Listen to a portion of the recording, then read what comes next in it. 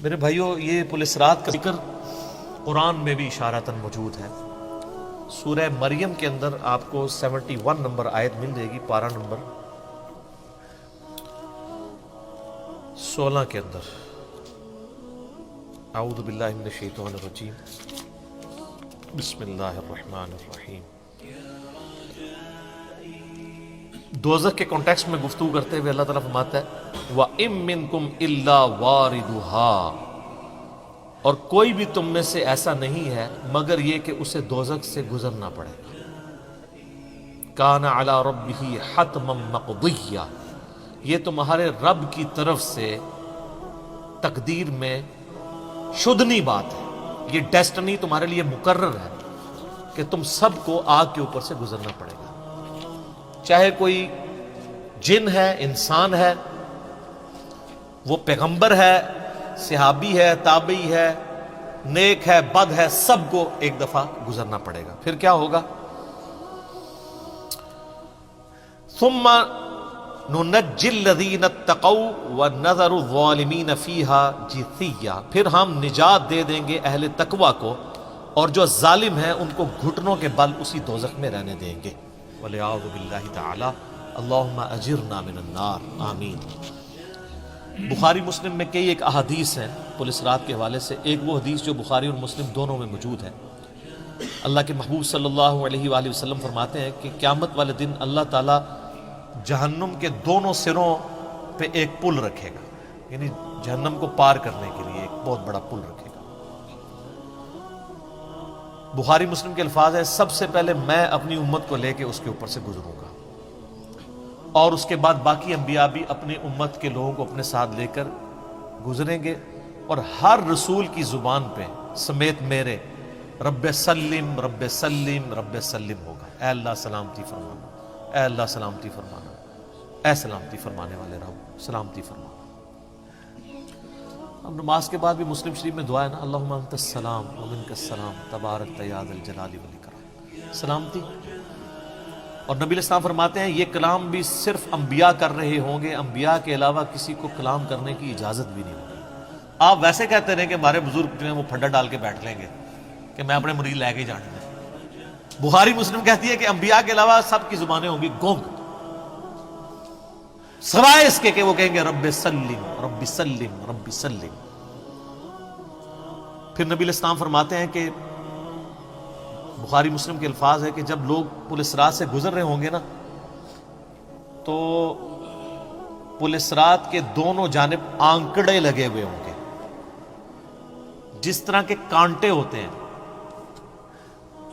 اور وہ گزرنے والوں کو زخمی کر رہے ہوں گے، اور اٹھا اٹھا کے مجرمین کو دوزخ میں پھینک رہے ہوں گے۔ جیسے کرین کی آپ سمجھیں کہ وہ آگے کرین سے وہ چیزیں اچک کے پھینکی جاتی ہیں نا، تو نبی علیہ السلام فرماتے ہیں اس طرح وہ اچک کر جہنمیوں کو اس پل سے گزرتے ہوئے اچک کر پھینک رہے ہوں گے جہنم میں۔ اور نبی علیہ السلام نے یہ بھی فرمایا، بخاری مسلم کے الفاظ ہیں کہ ہر شخص اپنے اعمال کے مطابق گزر رہا ہوگا، کوئی سورین کے بل گھسٹتا ہوا جا رہا ہوگا، استغفر اللہ۔ آپ سر اس منظر کو امیجن بھی نہیں کر سکتے۔ یہاں تو کہتے ہیں لوگ جو کچھ بھی ہے تیرے محبوب کی امت سے، تو وہ امت کون سی ہے جو گزر رہی ہوگی؟ وہ آپ ہی لوگ ہی ہیں، ہم لوگ ہی ہیں۔ اللہ تعالیٰ سلامتی کے ساتھ ہمیں گزار دے، آمین۔ آپ علیہ السلام فرمایا کہ بعض لوگ جو ہیں وہ یعنی تیز رفتاری سے گزر رہے ہوں گے، بعض گھسٹ کے اپنے اعمال کے مطابق گزر رہے ہوں گے، اور پھر لوگ کٹ کے دوزخ میں گر رہے ہوں گے۔ بخاری مسلم کے الفاظ ہیں اس پل سے کٹ کے دوزخ میں گر رہے ہوں گے، پھر وہ دوزخ میں رہیں گے یہاں تک کہ اللہ تعالیٰ ان کے لیے کوئی فیصلہ فرما دے۔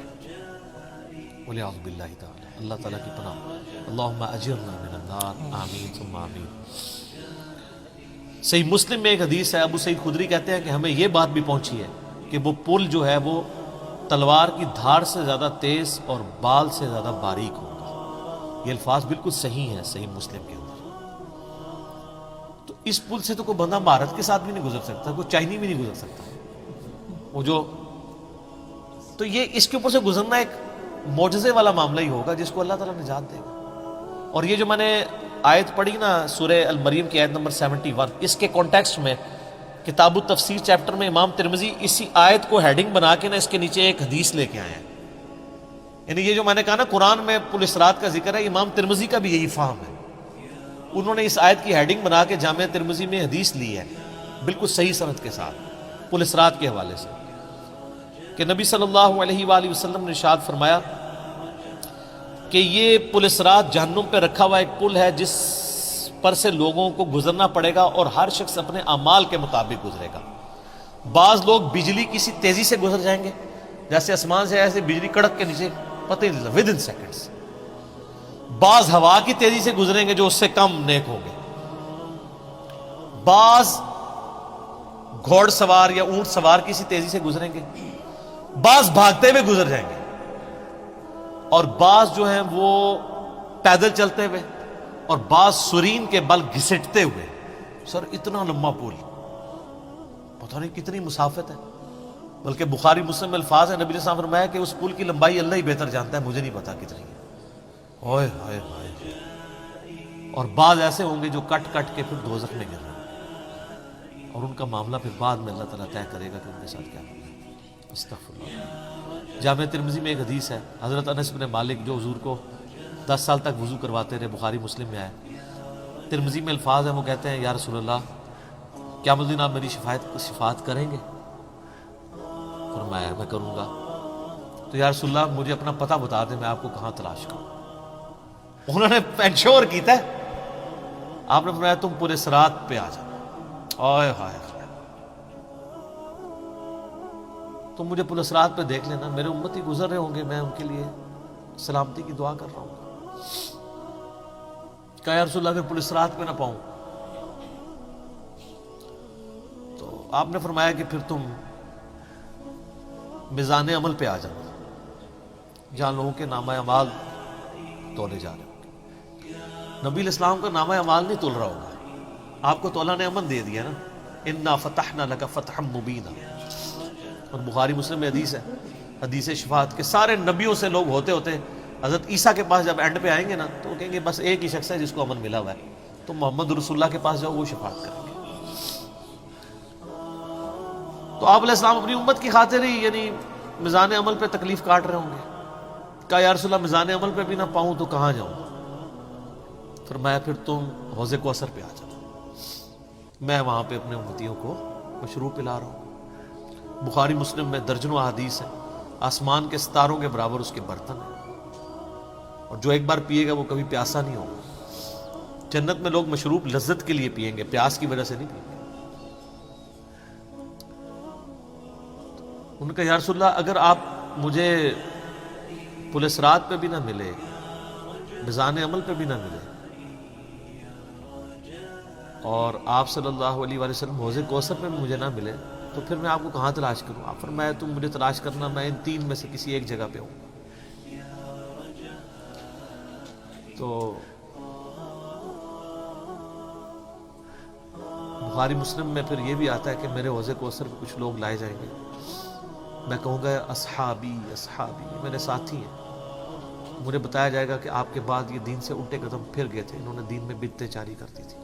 آپ فرماتے ہیں میں کہوں گا سحقا سحقا لمن غیر بعدی، کو دور کر دو مجھ سے، میرا ان سے کوئی تعلق نہیں. بخاری مسلم میں الفاظ ہیں، عبداللہ ابن ابی ملیکہ جب یہ حدیث بیان کرتے تھے تو کہتے تھے اے اللہ ہم تیری پناہ میں آتے ہیں اس چیز سے کہ تیرے نبی کی وفات کے بعد ان کے دین سے الٹے قدم پھر جائیں. یہ وہی لوگ ہیں جو حضور کی وفات کے بعد مرتد ہو گئے تھے، مسلمہ کذاب کے ساتھ مل گئے، منکرین زکوٰۃ میں شامل ہو گئے، سیدنا ابوبکر کے خلاف کھڑے ہو گئے. اور یہ صرف قانوناً صحابہ کے بارے میں صرف یہ حدیث نہیں ہے، عام امتیوں کے بارے میں الگ سے حدیثیں ہیں بخاری مسلم. یہ نہ سمجھیں کہ پچھلے لوگوں کے لیے، قیامت تک کے لیے جن لوگوں نے دین میں بدعتیں جاری کی ان کے لیے حدیثیں ہیں. اس میں امتی کے الفاظ میں ہیں، وہ بھی بخاری مسلم. اور امت کیا کر رہی ہے؟ صحیح مسلم میں حدیث ہے، نبی علیہ السلام ایک دن اتنا روئے اور ساتھ ساتھ آیتیں پڑھ رہے ہیں قرآن کی. پہلے آپ نے سورہ ابراہیم کی وہ آیت پڑھی جس کا ترجمہ یوں ہے کہ ابراہیم علیہ السلام کہتے ہیں اے اللہ شیطان نے کتنے لوگوں کو بہکا دیا، تو جو شیطان کے رستے پہ چلا میرا اس سے کوئی تعلق نہیں ہے، یعنی اعلان برات کر دیا اپنے ماننے والوں سے. پھر آپ نے سورہ مائدہ کی وہ آیات پڑھی جس میں حضرت عیسیٰ علیہ السلام کی اور اللہ کی قیامت کے دن گفتگو ہوگی. اس میں عیسیٰ ابن مریم کہیں گے اے اللہ جب تک میں ان میں موجود تھا میں ان پر گواہ تھا، جب تو نے مجھے اٹھا لیا پھر تو اور تیرا ان کا تیری مرضی، ان کو عذاب دے یا چھوڑ۔ اعلان برات، پھر حضور نے کہا کہ یا اللہ ابراہیم نے بھی اپنی امت سے اعلان برات کر دیا، عیسیٰ نے بھی کر دیا، لیکن میں کہتا ہوں میری امت، میری امت۔ آئے ہائے، صحیح مسلم کے الفاظ ہیں، حضرت جبرائیل علیہ السلام آئے اور کہا کہ اللہ نے مجھے آپ کی طرف بھیجا ہے اور کہا کہ میرے محبوب سے پوچھو کہ اس کو وہ کون سی چیز ہے جو غم زدہ کر رہی ہے، حالانکہ اللہ کو سب کچھ پتا تھا۔ آپ نے فرمایا میری امت، تو جبرائیل علیہ السلام نے پھر اللہ کی طرف سے بشارت دی کہ نبی علیہ السلام کو کہ اللہ تعالیٰ فرماتا ہے کہ اے نبی آپ غم زدہ نہ ہو، ہم آپ کو آپ کی امت کے معاملے میں قیامت والے دن رسوا نہیں کریں گے۔ تو سبحان اللہ تو ہم پڑھتے ہیں، لیکن ہمارے ایسے کردوت نہ ہو کہ سحقن سحقن لمن غیر آبادی نہ ہو جائے کہیں، سحقن سحقن لمن بدل آبادی نہ ہو جائے کہیں، یہ بھی تو چانسز ہے۔ استغفر اللہ تو بولی، نبی علیہ السلام نے تو اپنی محبت کا حق ادا کر دیا۔ اور مسلم شریف میں حدیث ہے قیامت کا دن وہ ہے کہ جب ابراہیم علیہ السلام بھی میری طرف متوجہ ہوں گے، جس دن کوئی بھی اللہ کی بارگاہ میں کلام کرنے والا نہیں ہوگا، میں ابراہیم علیہ السلام کی سفارش بھی میں کروں، حضور کی سفارش کے بعد انبیاء کو بولنے کا موقع ملے گا۔ اسی پہ وہ اعلیٰ حضرت کا شعر ہے نا، وہ جہنم میں گرا ان سے جو مستغنی ہوا، ہے خلیل اللہ کو حاجت رسول اللہ کی۔ بل ہم شعر کہہ سکتے ہیں، ہم محبت کے لیے نعرے مار سکتے ہیں، لیکن نبی علیہ السلام نے جو امت کو تعلیمات دی تھیں حجۃ الوداع کے موقع پر، غدیر خم کے موقع کے اوپر، امت نے کسی ایک وصیت کا بھی پاس نہیں کیا۔ اب یہ ایک دردناک ٹاپک ہے، جتنی مرضی بات کی جائے نہ ختم ہونے والی ہے۔ بس اس کو اسی پہ کنکلوڈ کرتے ہیں کہ اللہ تعالیٰ قیامت والے دن ہمیں اپنی رحمت کاملہ سے اپنے محبوب صلی اللہ علیہ وآلہ وسلم کی شفاعت کے ساتھ قیامت کی ساری ہولناکیوں سے بلا حساب و کتاب جنت میں داخلہ عطا فرمائے۔ آمین ثم آمین۔